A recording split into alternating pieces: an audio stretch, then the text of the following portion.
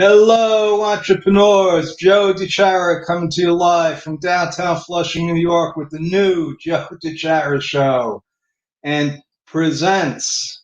I'm Joe DiChara, and this is my new show, and I am presenting How to Win a Business, and this is brought to you by my favorite sponsor, Bedrock University. Learn the ropes. Go to bedrockuniversity.com. I highly recommend it. And tonight's quote, folks, is something that stings a little now. Sometimes adversity is what you need to face in order to become successful. Zig Ziglar. Now, if this is true, folks, I think there's a whole bunch of us that are ready to become successful. Because I don't know about you, but tonight I just did something that I haven't done since I think February. And it seems like years ago. I went out to eat at a restaurant, and it was an unbelievable experience. Now I had to eat on the sidewalk, and it was really busy, and I thought that my plate was gonna like blow away, but uh, you know, it's it's strange how much you appreciate something after you've lost it. So I've decided, and I've been thinking about this for the last couple of days. I've decided to be very, very grateful for what I do have because I don't want to go through any more adversity, Mr. Ziegler. And that's why I like to talk about winning at business. And tonight, I am going to talk about what I'm going to talk about in depth tomorrow. And excuse me if I haven't introduced myself. If you don't know me, my name is Joe DiChara. I am a serial entrepreneur with a CPA license. I love talking about business. My first venture was when I was 10 years old. I started a casino in my driveway, and it was very, very successful. But my parents shut me down after one night. So I probably could have been like a Steve Wynn or something had they not shut me down. But I still have some resentments over that, but I'm working on it. But anyway, my business has become my dream business. And I love to talk about it. And I love to talk about it a lot because I want to teach people what it's like to have a dream business. Now, that doesn't mean that I'm making millions and billions of dollars.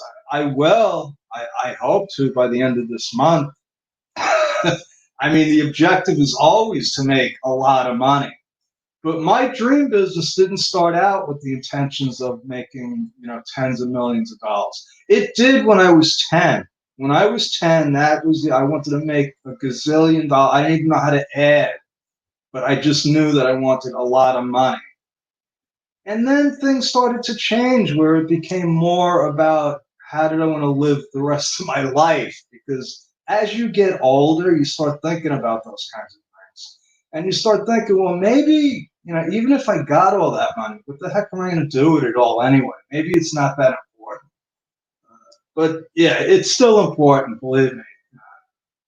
But the thing is, I decided that whether or not I got the tens of billions of dollars that I always wanted and deserved, I was still going to have my dream business. And that revolved around how I wanted to live, how I wanted to spend my time. And here I am, 12 years later, almost to the day, and I said, I did it. I accomplished it. I have my dream business. Uh, Unfortunately, the dream business included being able to travel so that I could work from anywhere. And so if there's no travel, you can't. Anyway, it's still my dream business. I'm sticking to it. That's who I am. If I do have a webinar, so I have to start doing more self-promotion, which I'm terrible at, and another thing that I'm working at. But in light of that, I am going to promote my free webinar tomorrow. And that's when I'm going to talk about the specifics about how anyone can have a dream business. Now, it's not easy. I'm not going to lie to you. And you're going to have to fill in a lot of the details. I can't give you all of the details. And I'm going to touch on some bullet points tonight. But it turns out that I can't create your dream business because it's unique to you. And you have to fill in all the details. Now, I can give you the information, all the tools. I can make it simple for you. That's my job.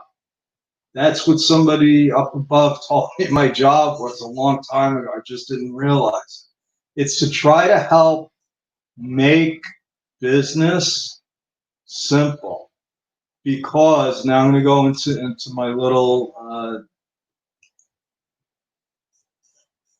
thing here, and I'm pretty proud of this. That not only that I'm doing Zoom, no, this is StreamYard, that I'm doing live presentations, but I'm doing like PowerPoint stuff now. This is, I might start teaching how to do this stuff for a living. It's kind of fun, but anyway, the truth is, and this is another quote that I love, life is difficult. And basically, once you accept that, listen, life is tough, get over it. Then you can start enjoying life. And that comes from a book called The Road Less Traveled. Now, what we did as entrepreneurs was we started a business on top of life. So now we got to run a business and take care of life. So one of the things that they didn't teach me in CPA school was that, especially for a solopreneur, which is what the bulk of us are micro businesses, solopreneurs, and our lives intertwine with our businesses. There's no way around it. So what you just did, if you're not in business yet,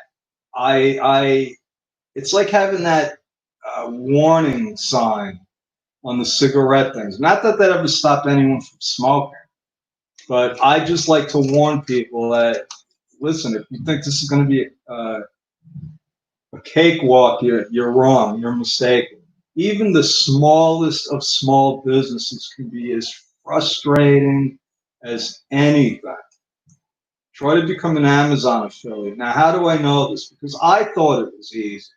I was the ice cream man before I graduated from college with my accounting degree. I decided to lease an ice cream truck as a real business. You know, those are actually real businesses. They're all sole proprietors, and that's what I was. I didn't even know about corporations back then, but I leased a truck. I bought, candy, and it was one of the best businesses I ever had. Very profitable, but limiting geographically, because let's face it, I mean, the ice cream is going to melt and there's a cost involved. But anyway, I was the ice cream man. I thought it was easy. I thought all businesses were easy until about 6 months into my career, my CPA career, when I got a tax warrant sent to me, and it had a big red stamp on it, tax warrant. And as far as I knew, it was an arrest warrant. And I thought that I was in trouble, seriously. I was working for a CPA firm, and I was too embarrassed to ask anybody for help. Until, after 3 days, I went to somebody, and it was a simple solution. But what I found out was that it wasn't that easy. It wasn't as simple as I thought it would be. And it turns out that this is normal. This is normal. It's normal to get a letter from the government because they want to keep track of stuff. But it was heart-wrenching. It was fear, anxiety, and I'll never forget that, because that was like my indoctrination into real entrepreneurship. And, you could look at all the statistics, but even Forbes says, uh, 8 out of 10 businesses fail. I think it's a lot higher. My friend John Limbacher says, you can't give business enough time and that they'll all fail, which is sort of the truth, unless you're one of those rare business entrepreneurs that can build a business that will outlive you. If you think about it, without you, there's no business. And that business, you can call it failing or dying or whatever, but there is no more business. And it doesn't have to be like that unless it's by choice. Sometimes you just have a business and nobody wants to take it over. Although most businesses are still sellable, and that's another thing. And there's, all different types of businesses are sellable, and they don't have to be tangible brick and mortar businesses. But that's the truth. So what I found out that setting up and running a business is complicated, and most people make wrong decisions, including myself. Now, I don't make the same kind of wrong decisions, but they're still wrong decisions. I don't make wrong decisions on, my bookkeeping system, my accounting, keeping my records up to date. I've made tons of other mistakes, so it's not easy. So how do we cover all the bases? So if you've decided, I don't care what Joe DiChara says, I'm going into business. And how do you find out, like, what I didn't know? Now, how could I have known that I was supposed to file a sales tax return? I was a kid. I was never in business before. Well, maybe if I asked some questions. How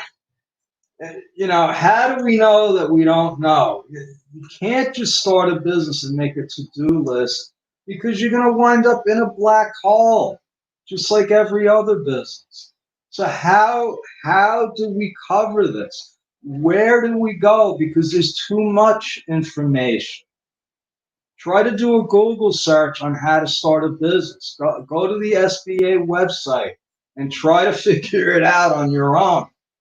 Because even to this day, I am still trying to whittle down everything to the fundamentals. Like, what does a business need? The bare necessities to beat those odds, to not be one of the 8 out of 10. What do we need to do? What can we change? How can we educate each other? What tools do we need? A lot of us, myself included, go out and try to buy business. And I don't mean buy a business. I've done that. I've sold businesses. I've bought businesses. It's much more fun to start a business than to just buy somebody else's mess. But, so what most people do, what I did, was, what I mean by that is I try to buy customers. How do I get customers? I just want to pay for them. Just tell me, how much do they cost? Can I just put an ad in the paper and have them call me? Because that's what I used to do. That was easy. I built a couple of accounting practices just by putting ads in Penny Savers and Newsdays. And I got my phone to ring. But things aren't like that anymore, folks. Things aren't like that anymore. Everything is instant. We got 3 gazillion social media experts. We got marketing plans. We got all kinds of stuff. But the truth is that most of them become a waste of time and money because we forgot about the fundamentals. And that's what I want to go through. Because there are things up until even a couple of years ago that I didn't have in place. That when I looked at it, I said, what is wrong with it? How come I'm not getting the results that I want? It was glaring. It was pretty obvious. because I'm going to go through some of them. And, I'm transparent, so I'm going to admit to you where I was lacking and how I filled the gaps. But without these little pieces, and they may seem little or insignificant, not important, but they all were for me. And what difference does that make? What sets me apart? Well, I think the fact that I've seen directly and indirectly the internal workings of thousands of businesses. And I was able to recognize the patterns that these people make money and they seem to all do the same thing, which is basically what Napoleon Hill did, only on a much larger scale. So I'm just going by my own personal experience, and it works for me. So hopefully some of this information will work for you. So, and I see there are some people, my friend Elizabeth, are on Facebook, and I'm still not doing the interactive thing, but apparently I can see some of the postings. Some people, I can't see your name, but if you have a question, actually you can post it in here. And if you're watching live, give me a hashtag live. And if you're watching the replay, give me a hashtag replay, because it all boosts my ratings. This is all about ratings, so I get more people to follow me on Facebook. Anyway, that's what they're telling me. So, uh, and whoever you are, yeah, honesty, because I tried lying and I'm just no good at it. So I figured it's better to let me just be honest, because if I'm lying, people are going to know. So it's easier to just tell the truth. So these are some of the fundamentals. Oh, and I forgot about this again. My PowerPoint. I was so happy about the PowerPoint thing, and you see now I got to go back and edit it, obviously. But and this was just another point. I could probably take this out because it's superfluous. So here's fundamental number one, which I only learned about 12 years ago, that how important this was. It's not a mission statement. Okay, I don't care what you call it, but you need something. I use what we call a definite chief aim.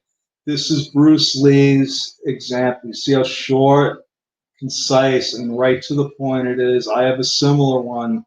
Actually, it's like twice as long. I gotta, condense it. But the more precise and focused your statement can be, is key. And that came actually from Andrew Carnegie, who told Napoleon Hill that the more laser focused you are, the higher your chances of success are. So without a clearly defined, and it's got to be written, and I believe handwritten. And there's other reasons for that. There were studies about people that, if you journal, you're more likely to be successful. And it's not that journaling itself, or maybe it is the act of journaling, because you're actually, you got to look at what you're thinking about. But anyway, my recommendation is to handwrite out a statement. I have a worksheet. If you want to go to Time with Joe and book a chat with me, I can get you the worksheet and help you. Actually, I love helping people create their own definite chief aim, because it's the starting point. It's the starting point of success. Fundamental number two is something that I had no clue about, and it seemed like so obvious. So, bookkeeping and tax preparation is something that I know people need. I mean, you could do a tax return without bookkeeping, but it's pretty hard. I mean, I know a lot of accountants that do that, but they're, they're making up numbers. Okay, so like, I know if you're in business, God damn it, you need bookkeeping, you need tax preparation. It needs to be done by a professional. So why aren't you buying it from me? Don't you understand? They needed it, but they don't necessarily want it. So it's a hard sell.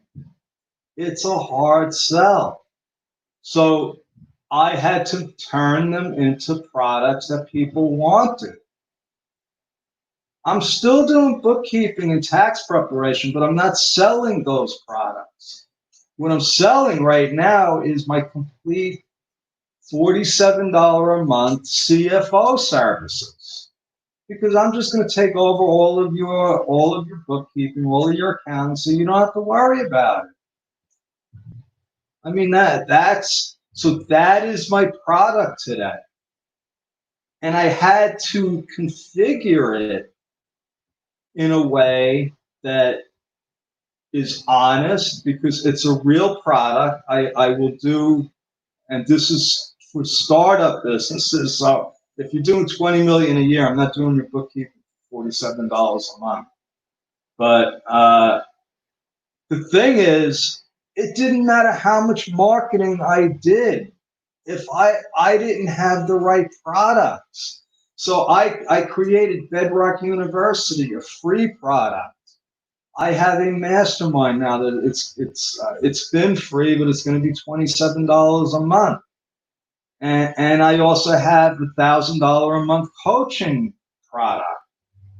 And a couple of years ago, I didn't have any of that stuff because all I was selling was bookkeeping and tax preparation. And I was trying to sell coaching, and I didn't even have a coaching product. So think about that. I wanted to be a business coach, but I didn't have a coaching program. So, that's fundamental number two. Fundamental number three is you need to know who you're selling it to. You need to know everything about them. They have to be a person. My friend Sue Brook went through this Friday in a training about finding your avatar. We're not talking about a market segment.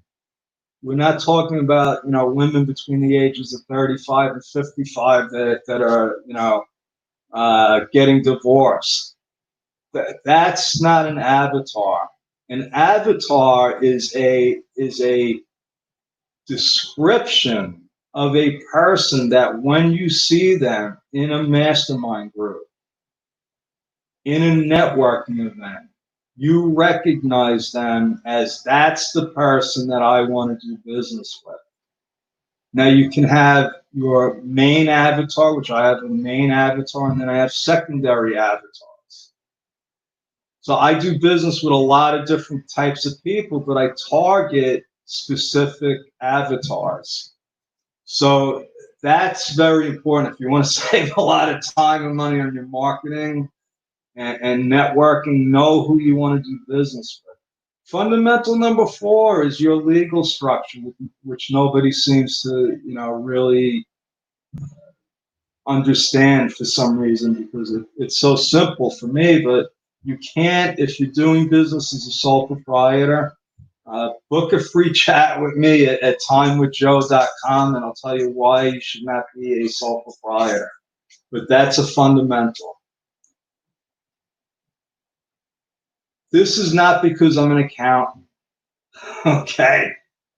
It's the truth. And actually, a big part of the reason why I became an accountant was because I didn't want to have to go to somebody to learn about my numbers. I didn't want to have to go to I wanted to know how to do my own taxes.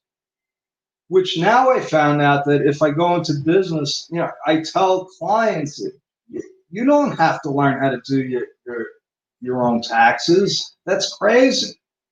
So, I went to school because I wanted to be an entrepreneur and not have to go to somebody to do my taxes, not realizing that I was going to become an accountant. That was like a trick that they played on me. So you need an accounting system, though, because if you can't keep track of stuff, how are you going to know? You can't just go by your bank account, folks. And I have a whole complete financial setup that I do with people, starting with their own personal budget, their personal balance sheet. And that's part of your accounting system. Because again, as a solopreneur, it's directly tied to your business. Now, I'm going to run out of time here, so I'm going to go quickly. Number 6, you need a coach. You need a coach. There's no two ways around it. Now, this could be a paid coach, but you need somebody to hold you accountable and to look at your stuff and to help you improve. Because if you're not improving, you're standing still, and a coach is the easiest way to do that. You need an advisory board. Don't just rely on one person. I have a team. I have a team of people, experts. Now, that doesn't mean that we have a meeting and we have like a board of directors meeting. None of them know that they're on my advisory board, but they are. So you need people around you. You need something called a sales funnel. And this came up in a couple of masterminds this week with people that are just starting businesses, because it's hard to say, like, okay, what do I do next? Should I still be doing marketing, or should I focus on my clients? Should I do some more self-development? Like, when do I do what? Well, the truth is that if you're not always doing marketing, then something's not right. Now, you could have reasons for not doing the marketing, like you got enough clients and you really don't want to grow anymore. And I've seen businesses do that. That's fine. I've gotten that way plenty of times with my accounting practice, where there was only so many clients that I could handle. But you still got to be marketing. You could slow down the faucet. You want to still be sending people into your sales funnel, and that starts with those products that start with the free product. You introduce your prospects into easily doing business with you. And so I've known about the sales funnel for a long time. I just didn't really know how to put it into practice. And I think that's it for the fundamentals. Like I say, every training, if you're watching this, take action. Otherwise, if you've learned anything and you don't put it into action, it's worthless. And if you want to connect with me, like I said, you can go to Time with Joe. And if you're watching this tonight or tomorrow before 2 p.m. Eastern Standard Time, go to howtowinatbusiness.com, not .com. That's a typo, obviously. I'm gonna have to talk to my PowerPoint people. And if you don't make this one, I'll be doing them every month, but this one's the most important one because it's tomorrow. All right, folks. So thank you. That's my story. I'm sticking with it. God bless you. Over and out. And let's have a great week. Thank you.